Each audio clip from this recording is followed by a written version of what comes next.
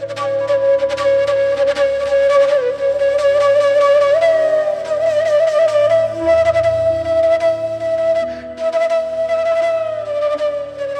ശാന്തി. ഉപബോധ മനസ്സും ഊടും പാവും പോലെ പ്രവർത്തിക്കുന്ന ഒന്നാണ്. രണ്ടും ചേർന്നാലേ നമുക്കൊരു വസ്ത്രമണിയാൻ സാധിക്കൂ. അതുപോലെ മനസ്സിൻ്റെ രണ്ട് തലങ്ങളാണ് ബോധമനസ്സും ഉപബോധ മനസ്സും. ബോധമനസ്സിലും ഉപബോധ മനസ്സിലും അറിഞ്ഞോ അറിയാതെയോ നടന്നുകൊണ്ടിരിക്കുന്ന സങ്കല്പധാരകളാണ് ഒരു മനുഷ്യൻ്റെ ജീവിതം തന്നെ. ബോധമനസ്സിൽ ഉണ്ടാകുന്ന സങ്കല്പങ്ങളുടെ അഥവാ ഇന്ദ്രിയങ്ങളിലൂടെ ബോധമനസ്സ് സ്വീകരിക്കുന്നതായിരിക്കുന്ന അനുഭൂതികളെ അതിൻ്റെ ആഴത്തിനും ഗഹനതയ്ക്കും ഡെപ്തിനും അനുസരിച്ച്, അതിൻ്റെ ശക്തിക്കനുസരിച്ച് അത് ഉപബോധ മനസ്സിനുള്ളിൽ പോയിട്ട് റെക്കോർഡായി കിടക്കും. ഉദാഹരണം പറയുകയാണെങ്കിൽ, ഒരു കടലിന് പോലെ എന്ന് മനസ്സ് പറയുകയാണെങ്കിൽ, കാരണം മനസ്സിൽ ചിന്തകളില്ലാത്തൊരു സമയമില്ല. അതുകൊണ്ട് കടലിലെ അല പോലെയാണ് ബോധ മനസ്സിലെ ചിന്തകളുടെ പ്രവാഹമെങ്കിൽ ആഴക്കടലിൻ്റെ തുല്യമാണ് ഉപബോധ മനസ്സ്. ബോധ മനസ്സിൽ ഒരു സങ്കല്പം വരുമ്പോൾ എൻ്റെ മനസ്സിൽ ഇങ്ങനെ ഒരു സങ്കല്പം വരുന്നുണ്ട് എന്ന് നമുക്ക് മനസ്സിലാക്കാനായിട്ട് സാധിക്കും. അതേസമയം ഉപബോധ മനസ്സിലാണ് ഒരു സങ്കല്പം വരുന്നതെങ്കിൽ അത് ഉപബോധ മനസ്സിൽ നിന്ന് ഉണർന്നു വരുന്നൊരു സങ്കല്പമാണെന്ന് പോലും അറിയില്ല. അതാണ് സത്യം എന്ന ഭാവത്തിൽ നമ്മൾ ജീവിക്കാൻ തുടങ്ങും. ഇങ്ങനെ ജീവിതത്തിൽ പല പല സന്ദർഭങ്ങളിലായിട്ട് നല്ലതും ചീത്തയുമായി കണ്ടതും കേട്ടതും വായിച്ചതും അറിഞ്ഞതും അനുഭവിച്ചതുമായ നിരവധി കാര്യങ്ങൾ, അവയുടെ ആഴത്തിനനുസരിച്ച് ഒരുപാട് വൈകാരികമായി ബന്ധമുള്ള ഇമോഷണലി ചാർജ്ഡ് ആയിരിക്കുന്ന കാര്യങ്ങളാണ് സംഭവിച്ചതെങ്കിൽ അത് തീർച്ചയായിട്ടും നമ്മുടെ ഉപബോധ മനസ്സിൻ്റെ ഉള്ളിൽ പോയിട്ട് റെക്കോർഡായിട്ടുണ്ടായിരിക്കും. അങ്ങനെ റെക്കോർഡായി പോയതായിരിക്കുന്ന ആ ഒരു ഫാക്ടേഴ്സാണ് 90% നമ്മുടെ ജീവിതത്തെ നിയന്ത്രിക്കുന്നതായിരിക്കുന്ന ഫാക്ടർ. 10% നമ്മുടെ സങ്കല്പങ്ങൾ കോൺഷ്യസ് മൈൻഡ് കൊണ്ട് ക്രിയേറ്റ് ചെയ്യപ്പെടുന്നുവെങ്കിൽ 90% നമ്മുടെ സംസ്കാരത്തിൻ്റെ പ്രഭാവത്തിൽ അഥവാ ഉപബോധ മനസ്സിൻ്റെ പ്രഭാവത്തിലൂടെയാണ് ഒരു മനുഷ്യൻ്റെ ജീവിതം നയിക്കപ്പെടുന്നത് തന്നെ. അതുകൊണ്ടാണ് മനസ്സിലും ചിത്തത്തിലും പോലും അറിയാത്തതെന്നൊക്കെ മനുഷ്യന്മാർ പറയുന്നത്. മനസ്സും ചിത്തം ഒന്നല്ലേ? അല്ല. ശരിക്ക് ബോധ മനസ്സിനെ മനസ്സെന്നും ഉപബോധ മനസ്സിനെ ചിത്തം എന്നും പറയുന്നു. ഉപബോധ മനസ്സിൽ ഉറഞ്ഞുപോയ കാര്യങ്ങൾ സംസ്കാരങ്ങളായിട്ട് അറിയാതെ നമ്മളുള്ളിൽ നിന്ന് പുറത്തു വരും. നമ്മൾ പറയാം അതെൻ്റെ സംസ്കാരമായിപ്പോയി, എന്താ ചെയ്യുക പറയും. അങ്ങനെ സംസ്കാരമായി തീരുകയെന്ന് വെച്ചാൽ അർത്ഥം നിങ്ങളുടെ ജീവിതത്തിൻ്റെ കൺട്രോളിങ് അതിൻ്റെ കയ്യിലായി പോവുക എന്നുള്ളതാണ്. ഈ സംസ്കാരങ്ങൾ അഥവാ ഉപബോധ മനസ്സിൻ്റെ ഉള്ളിൽ റെക്കോർഡ് ചെയ്യപ്പെട്ടതായിരിക്കുന്ന ഫയലുകൾ അത് തന്നെയാണ് നമ്മുടെ ജീവിതത്തിലെ വഴിത്തിരിവ് എങ്ങോട്ട് വേണമെന്നും. ഞാൻ ലോ ഓഫ് അട്രാക്ഷൻ ഉപയോഗിച്ചുകൊണ്ട് എൻ്റെ ജീവിതത്തിലേക്ക് ഒരു ഡ്രീം അട്രാക്റ്റ് ചെയ്യുമ്പോൾ അത് എത്ര സമയം കൊണ്ട് എൻ്റെ അടുത്ത് എത്തണം, എത്ര കാലം കൊണ്ടത് വരും, അത് ഞാൻ വിചാരിച്ചതിൻ്റെ എത്ര പെർസെൻറ്റേജിൽ അത് സത്യമായിട്ട് എൻ്റെ അടുത്തേക്ക് വരും, ഇതിൻ്റെയൊക്കെ ആധാരം നമ്മുടെ ഉപബോധ മനസ്സിൻ്റെ പ്രോഗ്രാമിംഗ് തന്നെയാണ്. ആ ഉപബോധ മനസ്സിൻ്റെ പ്രോഗ്രാമിംഗ് എങ്ങനെയാണ് രൂപപ്പെടുന്നത്? കുട്ടിക്കാലം മുതൽ നമ്മുടെ മനസ്സിൽ ഫോം ചെയ്തു പോയ കുറേ കാര്യങ്ങളുണ്ട്. ഓരോരുത്തരും അവനവൻ്റെ ബാല്യകാലം ജീവിച്ചത് ഡിഫറൻ്റ് ആയിരിക്കുന്ന വ്യത്യസ്തമായിരിക്കുന്ന സാഹചര്യങ്ങളിലൂടെയാണ്. ചിലർക്ക് ഒരുപാട് ലാളനയും പാലനയും ഒക്കെ അനുഭവിക്കാനുള്ള സാഹചര്യം കിട്ടിയിട്ടുണ്ടാവും, ഭാഗ്യം ഉണ്ടായിട്ടുണ്ടാവും. ചിലർക്ക് ഒരുപാട് ഓപ്പോസിറ്റ് ആയിരിക്കുന്ന, അതായത് തൊട്ടതിനും പിടിച്ചതിനും ഒക്കെ അമ്മമ്മ ചീത്ത പറഞ്ഞു, അച്ചച്ചൻ ചീത്ത പറഞ്ഞു, അമ്മ ചീത്ത പറഞ്ഞു, അച്ഛൻ ചീത്ത പറഞ്ഞു, അങ്ങനെ ഒരു ഫ്രസ്ട്രേറ്റഡ് ആയിരിക്കുന്ന, ശ്വാസം മുട്ടുന്ന രീതിയിലുള്ളതായിരിക്കുന്ന കുട്ടിക്കാലം കഴിഞ്ഞു പോയതായിരിക്കുന്ന കുറേ ആളുകളുണ്ട്. കൊച്ചുകാലങ്ങളിൽ എന്തെങ്കിലുമൊക്കെ കൊച്ചു കൊച്ചു കാര്യങ്ങൾ, തെറ്റുകൾ സംഭവിക്കുമ്പോൾ കൂട്ടുകാരും അല്ലെങ്കിൽ സ്കൂൾ ക്ലാസ് റൂമിൻ്റെ ഉള്ളിൽ, ട്യൂഷൻ റൂമിൽ അഥവാ നിങ്ങളെ കളിസ്ഥലങ്ങളിൽ ഒക്കെ വല്ലാതെ അപമാനിക്കപ്പെടുന്നതായിരിക്കുന്ന ചില സാഹചര്യങ്ങൾ, ഇങ്ങനെ ബാല്യകാലത്തിൽ നമ്മുടെ ഉള്ളിൽ അതിശക്തമായ രീതിയിൽ റെക്കോർഡ് ചെയ്യപ്പെട്ട കുറേ നെഗറ്റീവ് ഫയൽസ് പലരുള്ളിലും ഉണ്ടായിരിക്കും. ആ ഫയലിൻ്റെ കൂട്ടത്തിൽ കൂടെ ജീവിതത്തിൽ നമ്മൾ തൊടുമ്പോൾ എന്തെങ്കിലും കാര്യങ്ങൾ, അങ്ങനെയുള്ളവർക്ക് ജീവിതത്തിൽ കാല് വയ്ക്കുമ്പോൾ അതിനെയൊക്കെ തന്നെ പോസിറ്റീവാക്കി മാറ്റിക്കൊണ്ട് തീയിൽ മുളച്ചത് വെയിലത്ത് വാടില്ല എന്ന് പറഞ്ഞ് മുന്നോട്ട് വരുന്ന ഒരുപാട് ആളുകളുണ്ട്. അവരാണ് ഇത്തരം എല്ലാ വ്യക്തികൾക്കുള്ള മോഡൽ. പക്ഷേ ആ മോഡലാവാൻ സാധിക്കാത്തത് കൊണ്ടാണല്ലോ നമ്മുടെ ഇന്നത്തെ ഡ്രീം എൻ്റെ സ്വപ്നം എന്നും സ്വപ്നമായി തന്നെ നിൽക്കുന്നു, എനിക്ക് സത്യമാക്കാൻ പറ്റുന്നില്ല എന്നൊരവസ്ഥ വരുന്നത്. അപ്പം അതുകൊണ്ട് അവർക്ക് വേണ്ടി ഞാൻ പറഞ്ഞുതരാണ്, അത്തരം സാഹചര്യങ്ങളിലൂടെ കടന്നു വന്നിട്ടാണ് നമ്മുടെ ഉള്ളിൽ, ഉപബോധ മനസ്സിൻ്റെ ഉള്ളിൽ കാര്യം എന്തുകൊണ്ടാണെന്ന് വെച്ചാൽ ഒരു ഉദാഹരണം ഞാൻ പറഞ്ഞുതരാം. ഒരു മരത്തിന് ഏതെങ്കിലും കാരണങ്ങൾ കൊണ്ട് ഉള്ളുവരെ തുള വന്നിട്ടുണ്ടെന്ന് വിചാരിക്കുക, അല്ലെങ്കിൽ വെട്ടിയപ്പുള്ള മുറിവോ എന്തെങ്കിലും സംഭവിച്ചിട്ടെന്ന് വിചാരിക്കുക. ആ മരം കൊണ്ട് നമ്മളൊരു പലക ഉണ്ടാക്കി ഒരു ഫർണിച്ചർ ഉണ്ടാക്കുമ്പോൾ ആ പലകയ്ക്ക് ഉണ്ടാവുന്ന ഓട്ടകളെ പലപ്പോഴും ഫർണിച്ചർ ഉണ്ടാക്കുന്ന സമയത്ത് ആ ഓട്ട അടയ്ക്കാനുള്ള സാധനം ഉപയോഗിച്ച് അതിനെ ഓട്ടയടച്ച് മേലെ പോളിഷ് ചെയ്ത് ഫർണിച്ചർ നന്നായിട്ട് ഉണ്ടാക്കും. പലപ്പോഴും നമ്മൾ കാണുന്ന ഫർണിച്ചറിന് അത്തരത്തിൽ എന്തെങ്കിലും ഉള്ളിൽ ഓട്ടയുള്ളതായിരിക്കുന്ന അല്ലെങ്കിൽ മുറിവുള്ള പൊട്ടുള്ള മരം കൊണ്ടാണ് ഫർണിച്ചർ ഉണ്ടാക്കിയതെങ്കിൽ ആ പൊട്ടിനെ പ്രോപ്പർ രീതിയിൽ ഹീൽ ചെയ്ത് ആ മരമായിരിക്കുന്ന സമയത്ത് അതിൻ്റെ ഓട്ടയടയ്ക്കാൻ അതിന് സാധിച്ചിട്ടില്ല എങ്കിൽ, മരത്തിന് സ്വയം തന്നെ വളർന്നുകൊണ്ട് അതിൻ്റെ കോശങ്ങൾ കൊണ്ട് ആ ഓട്ട ഇല്ലാതാക്കാനുള്ള രീതിയിൽ അതിനെ ശക്തമാവാൻ സാധിച്ചിട്ടില്ല എങ്കിൽ ആ പലകയിൽ ആ ഓട്ട നിലനിൽക്കും. ആ ഓട്ട അടച്ച് അതുകൊണ്ട് ഫർണിച്ചർ ഉണ്ടാക്കിയാലും കുറച്ച് കാലം കഴിയുമ്പോൾ ക്ലൈമറ്റ് മാറി മാറി വരുന്നതിനനുസരിച്ച് ആ സാധനം പുറത്തേക്ക് പോവുകയും ആ ഓട്ട അവിടെ വീണ്ടും പ്രത്യക്ഷപ്പെടും. അഥവാ ആ ഫർണിച്ചറിൻ്റെ സ്ട്രെങ്ത്തിനെ അത് ബാധിക്കും. ഇതുപോലെയാണ് നമ്മുടെ ജീവിതം രൂപപ്പെട്ടു വരുന്നത്. കുട്ടിക്കാലത്ത് ഒരുപാട് ആഴത്തിൽ ചെന്ന് പതിക്കുന്ന ഏതെങ്കിലും തുളകൾ, അത് എന്തുകൊണ്ടുണ്ടാകുന്നു എന്നുള്ളത് മരക്കൊത്തി കൊത്തി ഉണ്ടാക്കുകയാണെങ്കിലും ഏതെങ്കിലും പുഴു തുറന്നുണ്ടാക്കുകയാണെങ്കിലും എന്തെങ്കിലും ആയുധം ഉപയോഗിച്ച് വെട്ടിമുറിച്ചതിൻ്റെ ഫലമായിട്ടുണ്ടാവുന്നതാണെങ്കിലും ഏതാണെങ്കിലും തുള അവിടെ തുളയായി തന്നെ കിടക്കുകയാണ്. നമ്മുടെ കുട്ടിക്കാലത്ത് നമ്മുടെ വ്യക്തിത്വത്തിൻ്റെ ഉള്ളിൽ ഒന്നുകിൽ നമ്മൾ മറ്റുള്ളവർ നമ്മളെ ശകാരിച്ചത് കൊണ്ടാവാം, അല്ലെങ്കിൽ മനസ്സിൽ ആഴത്തിൽ മുറിവേൽക്കുന്ന രീതിയിൽ ആരുടെയെങ്കിലും പെരുമാറ്റങ്ങൾ കൊണ്ടായിരിക്കാം, എന്തെങ്കിലും ദുരനുഭവങ്ങൾ കൊണ്ടായിരിക്കാം. ഏത് കാരണം കൊണ്ട് എൻ്റെ ഉപബോധ മനസ്സാകുന്ന മരത്തിൻ്റെ ഉള്ളിൽ ആഴത്തിലൊരു മുറിവ് വന്നിട്ടുണ്ടെങ്കിലും ഞാൻ ബാഹ്യമായ രൂപത്തിൽ അതിനെ ഫർണിഷ് ചെയ്യുകയാണ്. പോസിറ്റീവ് തോട്ട്സ് ഉപയോഗിച്ചുകൊണ്ട് ഞാൻ ഇന്ന് അഫർമേഷൻ ചെയ്യുന്നു, എൻ്റെ കാര്യങ്ങളൊക്കെ ചെയ്യുന്നു. പക്ഷേ അഗാധമായ തലത്തിൽ നോക്കിക്കഴിഞ്ഞാൽ അവിടെ കുറച്ച് വിഷമങ്ങൾ, കുറച്ച് ടെൻഷൻ, കുറച്ച് നടക്കോ ഇല്ലേ എന്നുള്ളതായിട്ടുള്ള സംശയങ്ങൾ, എന്നെക്കൊണ്ട് ഇതാവോ ഇല്ലേ എന്നുള്ളതായിരിക്കുന്ന കുറച്ച് തോട്ട്സ്, അതല്ലെങ്കിൽ ഇതൊന്നും എനിക്ക് പറ്റുന്നതല്ല എന്നുള്ള കുറേ കാര്യങ്ങൾ, നിന്നെക്കൊണ്ടൊന്നും നടക്കില്ലടാ എന്ന് കുട്ടിക്കാലത്ത് ആരോ പറഞ്ഞതിൻ്റെ ഒരു റിഫ്ലക്ഷൻ എനിക്ക് ചെയ്തിട്ടും എത്തുന്നില്ലല്ലോ എന്ന തോന്നൽ, ഇങ്ങനെ ആ ഒരു ചിന്തകൾ രൂപം മാറി പല ഭാവത്തിൽ പുറത്ത് വന്നിരിക്കാം. എന്നാലും ഉള്ളിൽ കിടക്കുന്ന ഏതെങ്കിലും ഒരു നെഗറ്റീവ് ഫയലുകൾ അത് പൂർണ്ണമായിട്ട് സബ് കോൺഷ്യസ് മൈൻഡിൽ നിന്ന് ക്ലീൻ ചെയ്യാൻ പറ്റിയിട്ടില്ല എങ്കിൽ അതാണ് നമ്മളെ സംബന്ധിച്ചിടത്തോളം ഞാനൊരു ഡ്രീം നടക്കാൻ, ഒരു സ്വപ്നം കാണുമ്പോൾ ആ കാര്യത്തിന് വേണ്ടി ഞാൻ അഫർമേഷൻ ക്രിയേറ്റ് ചെയ്യുമ്പോൾ, അതിനുവേണ്ടി ഞാൻ വിഷ്വലൈസേഷൻ ചെയ്യുമ്പോൾ ഒക്കെ എനിക്ക് തടസ്സം ഉണ്ടാക്കുന്നത് ഇത്തരം എൻ്റെ ഉള്ളിൻ്റെ ഉള്ളിൽ കിടക്കുന്ന ഫയലാണ്. ഒരു പക്ഷേ ഈ ജന്മത്തിലെ തന്നെ ആയിക്കൊള്ളുന്നില്ല, മുജ്ജന്മത്തിലെ ആയിരിക്കാം. മുജ്ജന്മത്തിലെ കാര്യം എങ്ങനെയാണ് ഓർമ്മയുണ്ടാവുക എന്നായിരിക്കും. ഓർമ്മയുണ്ടാവില്ല, സത്യമായിട്ടും ഓർമ്മയുണ്ടാവില്ല. പക്ഷേ നിങ്ങൾക്കറിയോ, ചില കുട്ടികൾ അനാവശ്യമായി കൊച്ചു കൊച്ചു കാര്യങ്ങൾക്ക് പോലും ഇറിറ്റേറ്റഡ് ആവും, വിഷമിക്കും, പെട്ടെന്ന് പിണങ്ങും. നമ്മൾ പറയും തൊട്ടാവാടിക്കാരാണെന്ന് പറയും. ചില കുട്ടികൾ എന്തൊരു സാഹചര്യത്തിന് നെഗറ്റീവ് തന്നെ വന്നാലും അതിലൊക്കെ തന്നെ ചിരിക്കാൻ പഠിക്കുന്ന, ഒക്കെ നെവർ മൈൻഡാക്കി മാറ്റുന്ന സംസ്കാരം. എന്തുകൊണ്ടാണ് കുട്ടിക്കാലത്ത് ഇത്തരം സംസ്കാരം നമ്മുടെ ഉള്ളിൽ ഉണ്ടായത്? കാരണം അത് മുജ്ജന്മത്തിൻ്റെ ഫയലുകൾ, അത് ആ ഫയൽ അവിടെ ഉള്ളിൻ്റെ ഉള്ളിൽ കിടക്കുന്നുണ്ട്.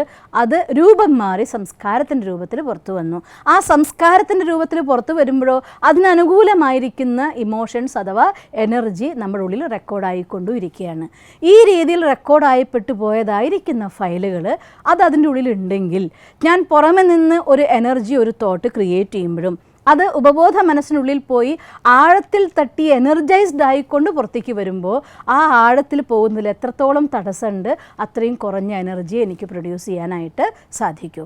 അതുകൊണ്ടാണ് പലപ്പോഴും എന്തൊക്കെ തന്നെ വഴികൾ നോക്കി, ഞാൻ 5-5 മെത്തേഡ് നോക്കി, 2 കപ്പ് മെത്തേഡ് നോക്കി, 24 hours മാനിഫെസ്റ്റേഷൻ നോക്കി, എല്ലാ രീതികളും നോക്കി, വിഷ്വലൈസേഷൻ ചെയ്യുന്നുണ്ട്, അഫർമേഷൻ ചെയ്യുന്നുണ്ട്, ഞാൻ അഗാധമായിട്ട് ആഗ്രഹിക്കുന്നുണ്ട്, എന്നിട്ടും എനിക്ക് നടക്കുന്നില്ല എന്നൊക്കെ പറയുന്നുണ്ടെങ്കിൽ അതിൻ്റെ പിന്നിലെ കാര്യം ഈ ഒരു ഫയലുകളുടെ സേവിങ് ആണ്. ആധ്യാത്മികമായ ഭാഷയിൽ സിമ്പിളായിട്ട് പറഞ്ഞാൽ നമ്മൾ പറയും കാർമിക് അക്കൗണ്ടിൻ്റെ യുദ്ധമാണ് എന്ന് പറയാം.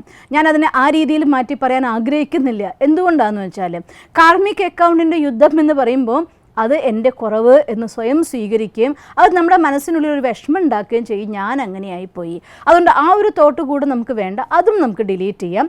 നമുക്ക് മനസ്സിലാക്കാം അവിടെ ഒരു ഫയൽ ഉണ്ട്, അതിനെ ഡിലീറ്റ് ചെയ്യേണ്ടിയിരിക്കുന്നു. ഇപ്പോൾ എന്തുകൊണ്ട് നടക്കുന്നില്ല എന്നുള്ള കാര്യം നമുക്ക് മനസ്സിലായി.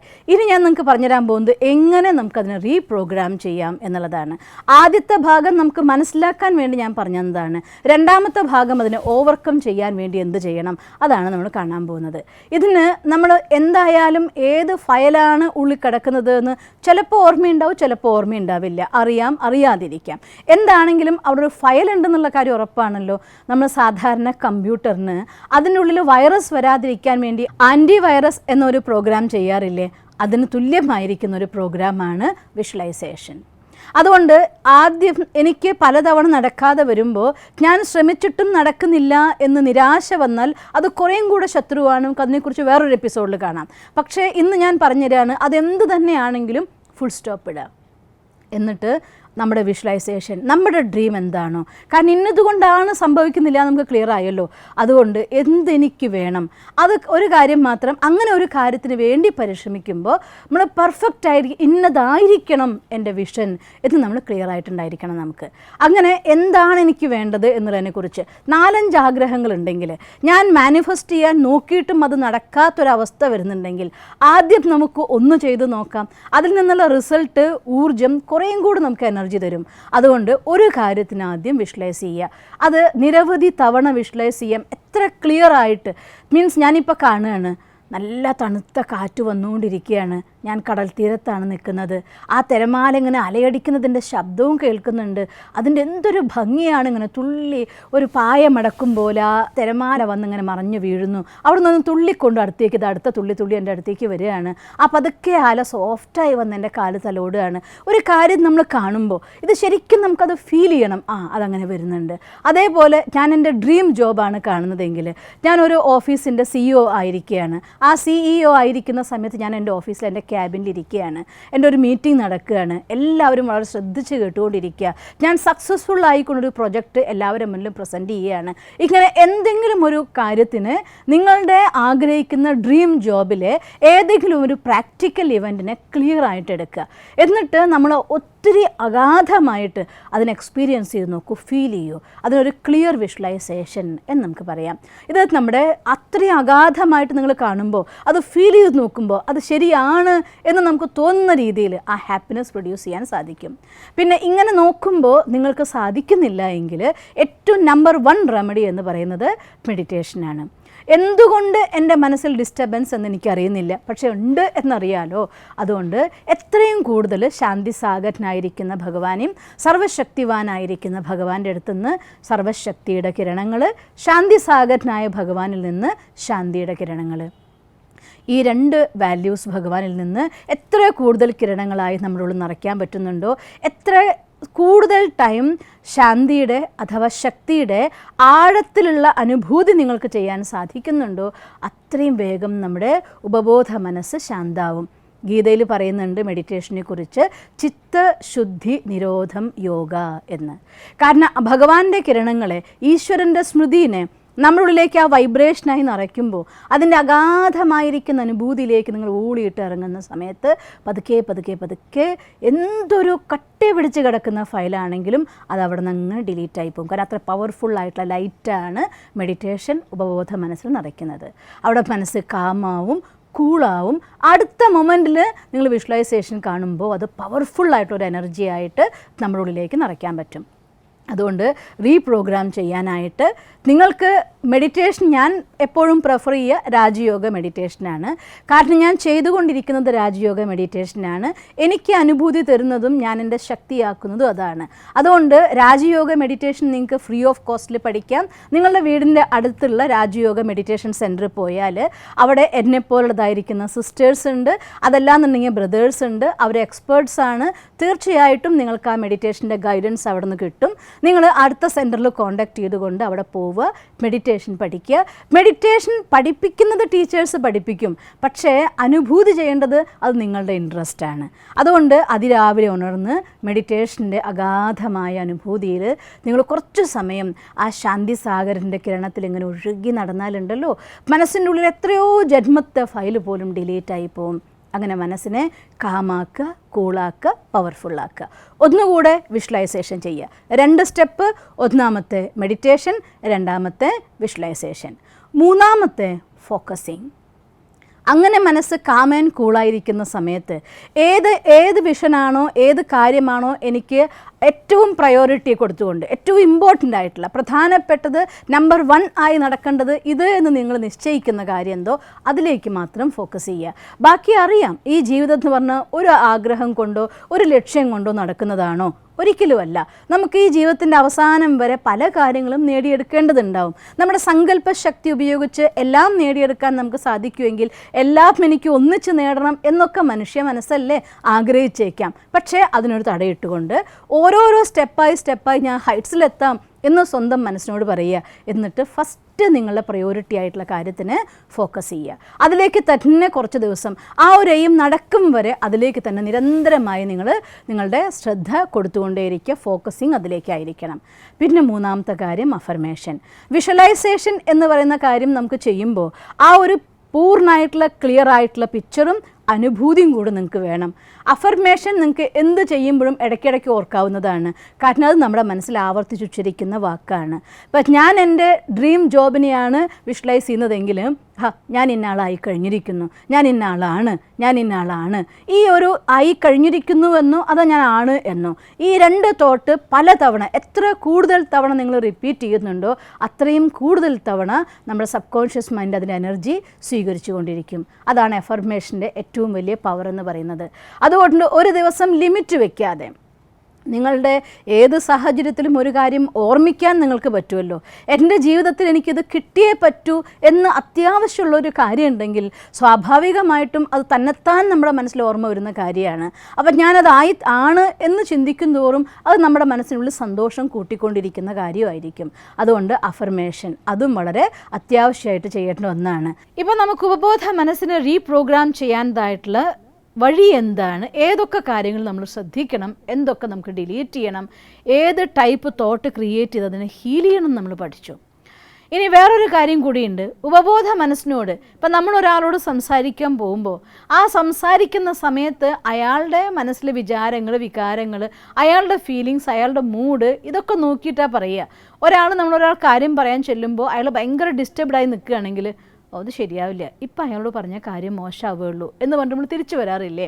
അപ്പോൾ ഒരാളൊക്കെ ഒരു കാര്യം അവതരിപ്പിക്കാൻ വേണ്ടി പോകുമ്പോൾ അവരെ നല്ല മൂഡ് നോക്കി സമയം നോക്കി ഈ സമയത്ത് ഈ കാര്യം പറഞ്ഞാൽ നടന്നു കിട്ടും എന്നതായിരിക്കുന്ന പൂർണ്ണ ബോധ്യത്തോടെ നമ്മൾ ആ കാര്യമായിട്ട് മുന്നോട്ട് പോകാറുണ്ട്.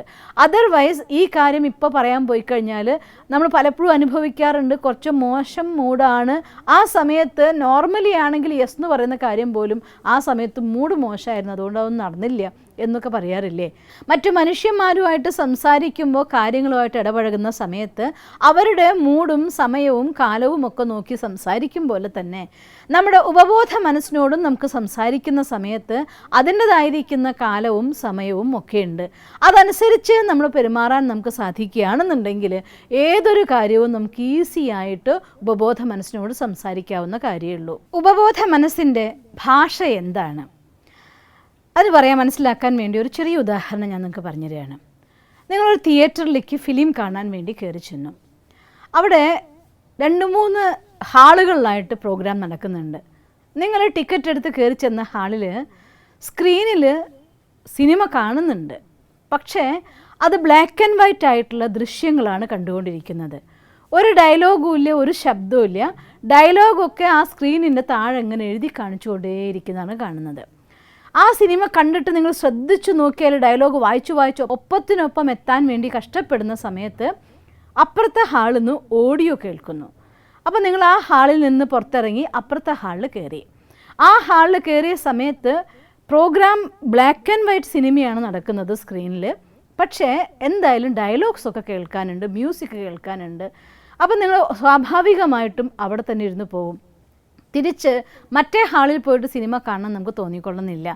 അങ്ങനെ ആ ഡയലോഗും ബ്ലാക്ക് ആൻഡ് വൈറ്റും ആയിട്ടുള്ള സിനിമ കണ്ടുകൊണ്ടിരിക്കുന്നതിനിടയ്ക്കാണ് കുറച്ച് അപ്പുറത്ത് നടക്കുന്നതായിട്ടുള്ള ഹാളിൽ നിന്ന് അവിടെ പച്ച, മഞ്ഞ, നീല പല ലൈറ്റുകളും അവിടെ നിന്ന് ഇങ്ങോട്ട് വരുന്നു. അവിടെ നല്ല മ്യൂസിക്കും ക്ലിയർ ആയിട്ടുള്ള ക്രിസ്റ്റൽ ക്ലിയർ സൗണ്ട് വരുന്നു. അപ്പോൾ നിങ്ങൾ അറിയാതെ ഈ ഹാളിൽ നിന്ന് പുറത്തിറങ്ങി ആ ഹാളിൽ പോയി എന്ന് വിചാരിക്കുക.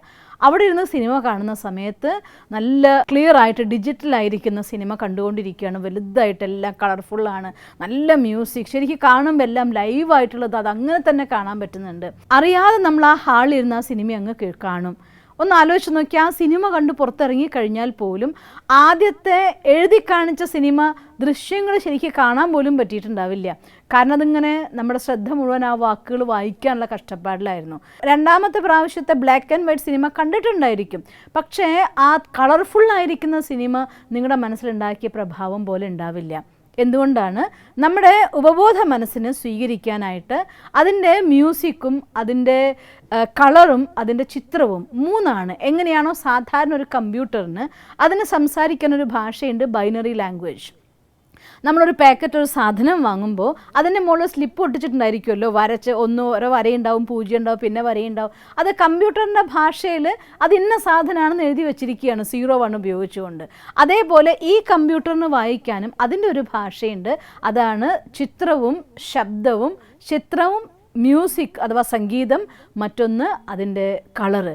ഈ 3 കാര്യങ്ങളിലാണ്. അതാണ് കൊച്ചു മക്കളെ നമ്മൾ പഠിപ്പിക്കുന്ന സമയത്ത് അവർക്ക് ചുവന്ന ആപ്പിളിൻ്റെ ചിത്രം കാണിച്ചു കൊടുത്തിട്ട് A for ആപ്പിൾ എന്ന് പറഞ്ഞ് കുട്ടികളെ പഠിപ്പിക്കും. അപ്പോൾ കുട്ടിയുടെ മനസ്സിൽ ആ ചുവന്ന നിറം, ആ ചിത്രം, ഒപ്പം ആ ഒരു ശബ്ദം ഉണ്ടല്ലോ കുട്ടികളെ പഠിപ്പിക്കുന്നത്.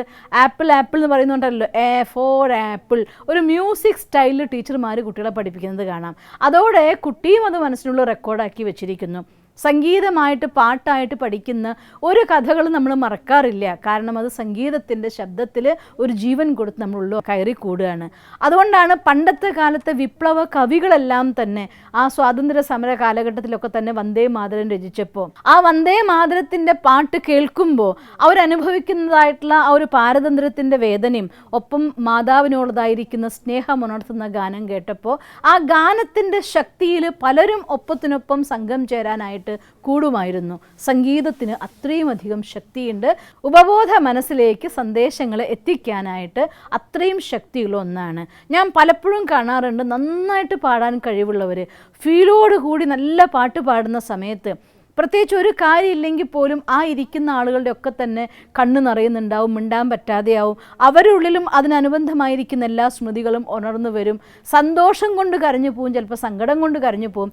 ഏത് ഭാവമാണോ ആ കവി അല്ലെങ്കിൽ ഗായകൻ എക്സ്പ്രസ് ചെയ്യാൻ ശ്രമിക്കുന്നത്, പാട്ടിൻ്റെ വരികളിലൂടെ അത് അവരുടെ ഹൃദയത്തിലേക്ക് ഒഴുകിയെത്തിക്കുന്നത് കാണാം. അതായത് സംഗീതവും ചിത്രവും ഒപ്പത്തിനൊപ്പം കളറും കൂടി ചേർന്ന് കഴിയുമ്പോൾ അത് പൂർണ്ണമായിരിക്കുന്ന ഒരു കമ്മ്യൂണിക്കേഷനായിട്ട് മാറും. ഈ രീതിയിലാണ് നമ്മുടെ ഉള്ളിൽ പല കാര്യങ്ങളും റെക്കോർഡായിട്ട് മാറുന്നത്. ഉപബോധ മനസ്സിനോട് നമുക്ക് സംസാരിക്കാനതായിരിക്കുന്ന വഴിയും ഇത് തന്നെയാണ്. ഏതാണോ നമ്മുടെ ലൈഫിൽ ഞാൻ നേടിയെടുക്കാൻ പോണ ആ ഫീലിംഗ്, എനിക്ക് എന്താണോ എൻ്റെ ജീവിതത്തിൽ വേണം എന്ന് ഞാൻ ആഗ്രഹിക്കുന്നത്, ആ കാര്യത്തിന് പൂർണ്ണമായിട്ട് വിഷ്വലൈസ് ചെയ്ത്, എസ്പെഷ്യലി ഞാൻ പറയുകയാണ്, ഇപ്പോൾ ഒരു ഡോക്ടർ ആവണം എന്ന് പറയുന്ന സമയത്ത് ഒരു ഡോക്ടർ ആവണം എന്ന് മാത്രം ചിന്തിക്കാതെ അതിൽ ഏത് സ്പെഷ്യൽ ഡോക്ടറാണോ, ഹാർട്ടിൻ്റെ ഡോക്ടറാണോ, ആ ഹാർട്ടിൻ്റെ ഡോക്ടറാണെങ്കിൽ ഒരു ഓപ്പറേഷൻ കഴിഞ്ഞ ശേഷം അവരുടെ പേഷ്യൻസ് വന്നിട്ട് ഡോക്ടർ ദൈവമാണ്, എനിക്ക് എൻ്റെ അച്ഛനെ തിരിച്ചു തന്നു എന്നൊക്കെ പറയുമ്പോൾ നമ്മൾ അനുഭവിക്കുന്ന ഒരു ഫീലിംഗ്, ആ രീതിയിൽ ഏതെങ്കിലും ഇമോഷണലി അറ്റാച്ച്ഡ് ആയിരിക്കുന്ന ഒരു മൊമെൻറ്റുമായി കണ്ടുകൊണ്ട് വേണം നമുക്ക് നമ്മുടെ ജീവിതത്തിൻ്റെ സ്ക്രിപ്റ്റ് തയ്യാറാക്കാനായിട്ട്. ആ രീതിയിൽ നമ്മൾ തയ്യാറാക്കിയ സ്വാംശീകരിച്ചെടുത്ത നമ്മുടെ എയിം എന്താണെങ്കിലും ആ എയിമിനെ വിത്ത് ഫീലിംഗ്, വിത്ത് പിക്ചർ, വിത്ത് അതിൻ്റെ മ്യൂസിക്, എല്ലാ കാര്യങ്ങളും സഹിതം. ഇപ്പോൾ ഈവൻ ഞാൻ എൻ്റെ ഓഫീസിനുള്ളിലാണ് ഞാൻ ഇരിക്കുന്നതെങ്കിൽ നല്ലൊരു ഓഫീസാണെങ്കിൽ, ഈ കാലത്ത് പലപ്പോഴും പല ഓഫീസുകളിലും നമുക്ക് കാണാം അത് നല്ല എഫിഷ്യൻ്റ്ലി സെറ്റായിട്ടുള്ള ഓഫീസാണെങ്കിൽ അവിടെ നമ്മൾ പോയി വെയിറ്റിംഗ് റൂമിൽ ഇരിക്കുമ്പോൾ ഒരു സൂത്തിങ് മ്യൂസിക് കേൾക്കും, AC-യുടെ കൂൾനെസ് ഉണ്ടാവും, ഇരിക്കാനുള്ള കുഷനും സോഫയൊക്കെ നന്നായിട്ട് വെച്ചിട്ടുണ്ടായിരിക്കും, പിന്നെ അവിടെ വായിക്കാൻ വേണ്ടതായിരിക്കുന്ന ബുക്സ് അവിടെ ഉണ്ടായിരിക്കും, അവിടെ ലൈവായിട്ടുള്ള എഫക്റ്റ് ക്രിയേറ്റ് ചെയ്യാൻ ചില പ്ലാൻസിനൊക്കെ വെച്ചിട്ടുണ്ടായിരിക്കും. ഇങ്ങനെ ഒരു ഓഫീസിലിരിക്കുമ്പോൾ, അങ്ങനെ വലിയ ഒരു ഓഫീസ് അതിൻ്റെ ഉള്ളിൽ നിങ്ങളുടെ ബിസിനസ്സിൻ്റെ റൂമിൻ്റെ ഉള്ളിൽ കയറി ചെല്ലുമ്പോൾ ഒരു നല്ല ഡിവൈൻ ഫ്രാഗ്രൻസ് ഉള്ളതായിരിക്കുന്ന ഒരു സുഗന്ധം, ആ കൂളിംഗ്, ആ ഓഫീസ്, അതിൻ്റെ ഉള്ളിൽ നിങ്ങളുടെ സ്റ്റാഫുമായിട്ടുള്ള മീറ്റിംഗ് കൂടുകയാണ്. ഇങ്ങനെ ഏതെങ്കിലും രീതിയിൽ നമ്മൾ തിരഞ്ഞെടുത്തതായിരിക്കുന്ന നമ്മുടെ ലൈഫ് എന്താണോ, അഥവാ എൻ്റെ എയിം എന്താണോ, ആ എയിമിനെ ജീവനോടെ കാണുന്ന രീതിയിലുള്ളതായിരിക്കുന്ന ഒരു ഫീലിംഗ് നമ്മളുള്ളിൽ ക്രിയേറ്റ് ചെയ്യുമ്പോൾ അത് നമുക്ക് നമ്മുടെ സബ് കോൺഷ്യസ് മൈൻഡ് പൂർണ്ണമായിട്ടുള്ള ഭാവത്തിൽ അതിനെ അങ്ങ് സ്വീകരിക്കും. അങ്ങനെ സ്വീകരിച്ചു വെച്ചതായിരിക്കുന്ന ഒരുപാട് നെഗറ്റീവായിട്ടുള്ള ഫീലിംഗ് അത് നമുക്ക് ഡിലീറ്റ് ചെയ്തേ പറ്റൂ.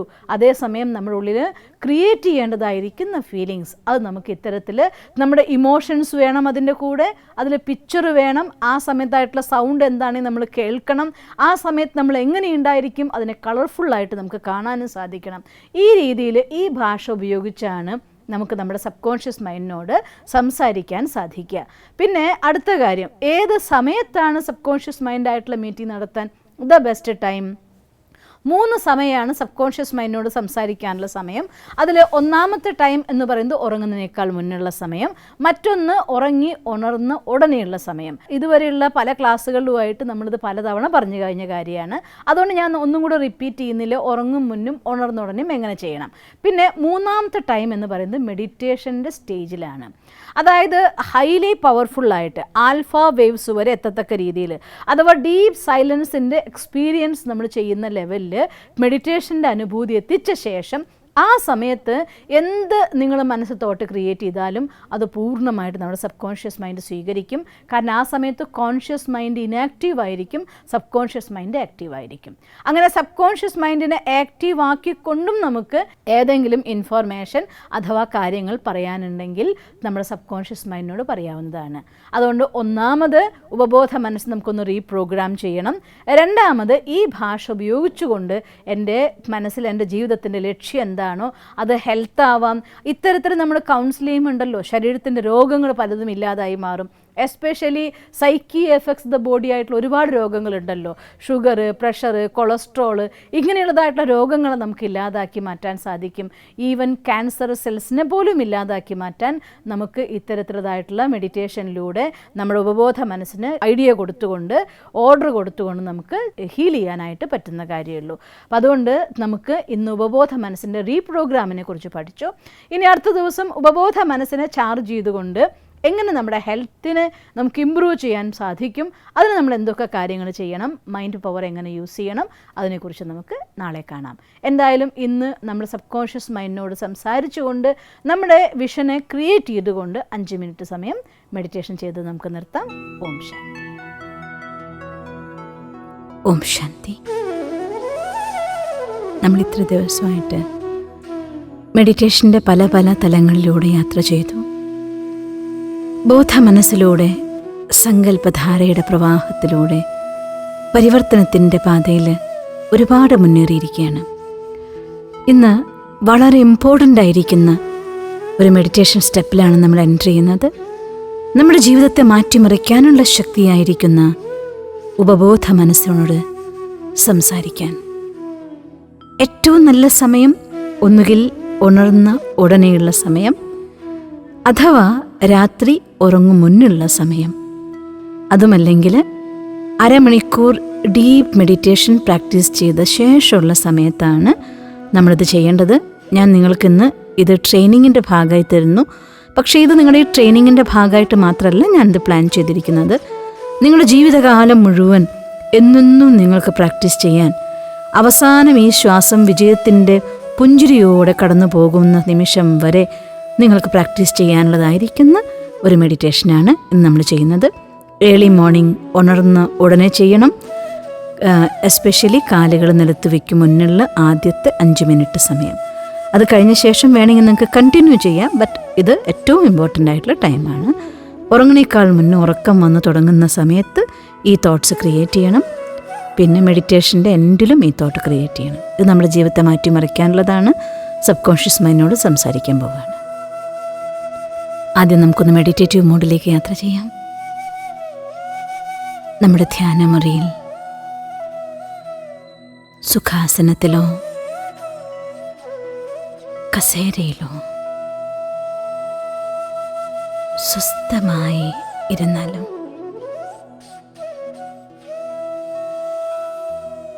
പുറം ലോകത്തു നിന്ന് നമ്മൾ പൂർണ്ണമായും കണക്ഷൻസ് മുറിച്ചിരിക്കുന്നു. ഞാൻ എൻ്റെ ബോധ മനസ്സിനും ആഴത്തിലുള്ള ഉപബോധ മനസ്സിനോട് സംസാരിക്കാൻ തയ്യാറെടുക്കുകയാണ്. ഉപബോധ മനസ്സിൻ്റെ ഭാഷയിൽ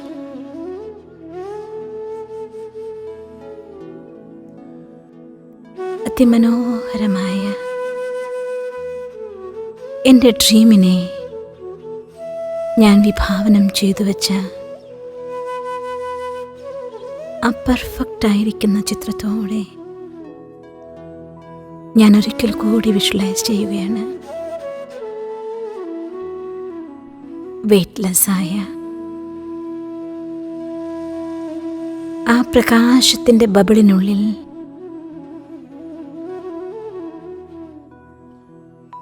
സക്സസ്ഫുള്ളായ പേഴ്സണാലിറ്റിയായി എൻ്റെ ഡ്രീമിലുള്ള ഞാൻ നിറഞ്ഞ പുഞ്ചിരിയോടെ കോൺഫിഡൻറ്റ് ബോഡി ലാംഗ്വേജോടുകൂടി ആത്മവിശ്വാസത്തിൻ്റെയും വിജയത്തിൻ്റെയും പ്രതീകമായി നിൽക്കുന്നു. ഇത് ഞാൻ തന്നെയാണ്. ഞാനിതായി തീർന്നിരിക്കുന്നു. യെസ്, ഇതാണ് ഞാൻ. എൻ്റെ ഡ്രീം ലൈഫ്, എൻ്റെ ഡ്രീം ജോബ്, എൻ്റെ ഡ്രീം സക്സസ്.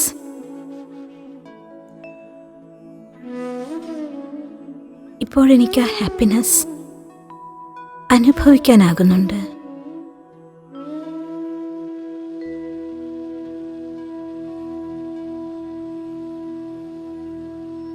കാമായ കൂളായ മൈൻഡോടു കൂടി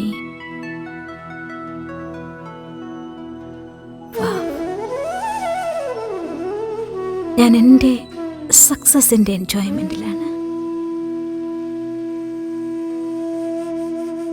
എല്ലാവരും എന്നെ കൺഗ്രാറ്റുലേറ്റ് ചെയ്യുന്നു. എനിക്ക് ഷേക്ക് ഹാൻഡ് തരുന്നു,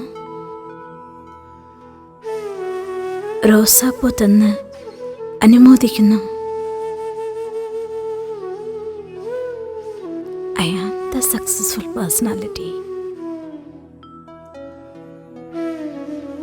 ഞാനിതാണ്.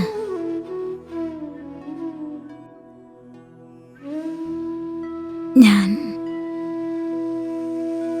മാസ്റ്റർ സർവശക്തിവാനാണ്. സഫലത എൻ്റെ ജന്മസിദ്ധ അധികാരമാണ്.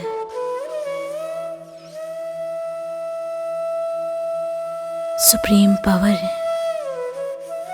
പരമാത്മാ, പരം ജ്യോതിയായി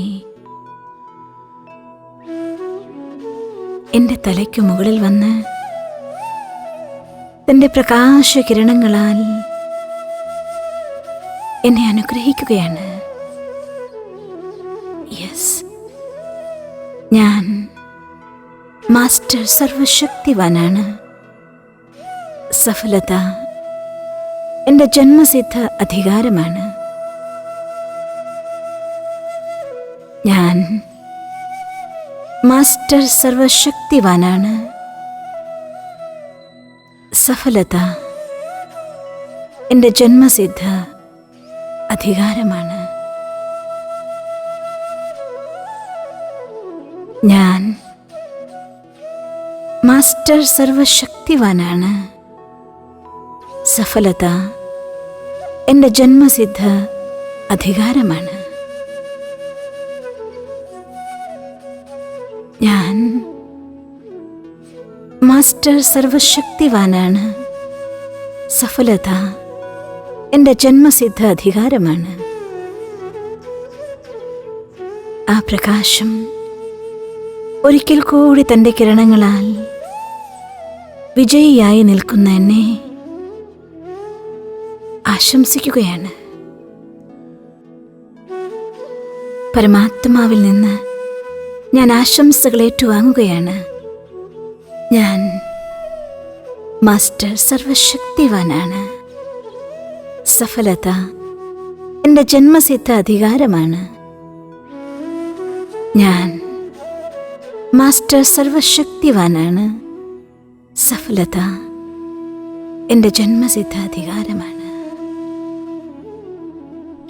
Enjoy this beautiful moment.